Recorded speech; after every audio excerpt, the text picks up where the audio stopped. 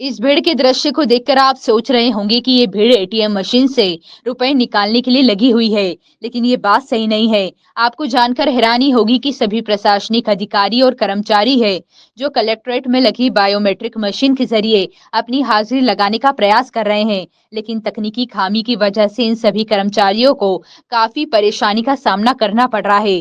छोटे कर्मचारी से लेकर बड़े अधिकारी तक अपनी हाजिरी लगाने के लिए संघर्ष करते हुए नजर आए।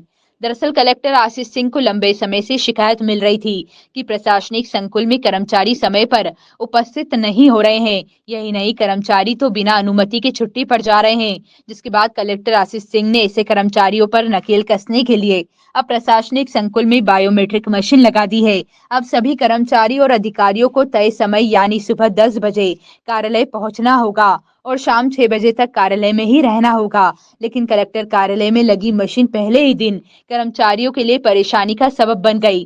तय समय पर कार्यालय पहुंचे सभी कर्मचारी अपनी हाजिरी लगाने के लिए घंटों परेशान होते रहे। मशीन से कर्मचारी का डाटा मिलान होने में काफी समय लग गया।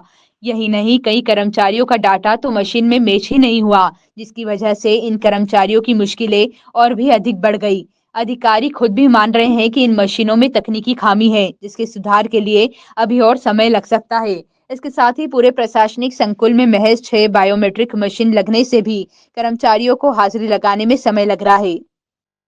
जो आज सुबह परेशानी आई वो क्या परेशानी देखने को मिली? देखिए, मशीनें अभी हाल फिलहाल तो हमने 6 मशीन्स लगाई हैं और चूँकि हमारा प्लान जो है वो 15 मशीन्स का है। अधिकारी कर्मचारियों की संख्या को लेकर 15 मशीन लगाने की व्यवस्था रखी गई थी, बट चूँकि अहमदाबाद में थोड़ा सा सप्लाई चूँकि वहाँ से आना है और बाढ़ जैसी हालत हो रही थी, तो ट्रांसपोर्टेशन में थोड़ा सा एक डिले हुआ है। इसलिए हमने अभी टेम्प्रेरी व्यवस्था 6 मशीन्स की है, जिसमें से 5 मशीन इस कैंपस में है, कलेक्टेड कैंपस में, और एक सैटेलाइट बिल्डिंग में की है।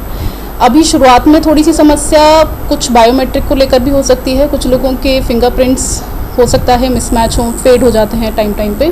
कुछ लोगों के रजिस्ट्रेशंस नहीं हो पाए हैं क्योंकि किसी की डेट ऑफ बर्थ में कुछ डिफरेंस आ रहा है या किसी के नाम में कुछ डिफरेंस आ रहा है। तो शुरुआती तौर में थोड़ी सी प्रॉब्लम थी जो हमने एक्सपेक्ट की थी।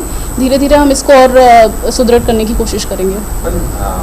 क्या टाइमिंग रखा है कि हम कितना उनको मार्जिन देंगे कि हाँ इतनी देर तक देखिए, मशीन जो है वो लगभग 25 से 30 सेकंड मैक्सिमम लेती है एक पंचिंग करने में, और सुबह जैसे 10 बजे का टाइमिंग है तो वो पीक टाइम रहेगा। हमें उसमें ये सुनिश्चित करना है कि जितने भी लोग आ रहे हैं वो पंचिंग कम से कम 10 या 10:05 तक हो जाए उनकी।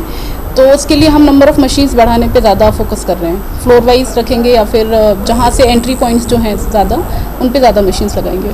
सैलरी इसी से तय होनी है, तो शुरुआती दौर में अगर जो परेशानी आ रही है उससे हम कई बार पंचिंग नहीं हो पाएगी, तो उसमें रिलैक्स रहेगा?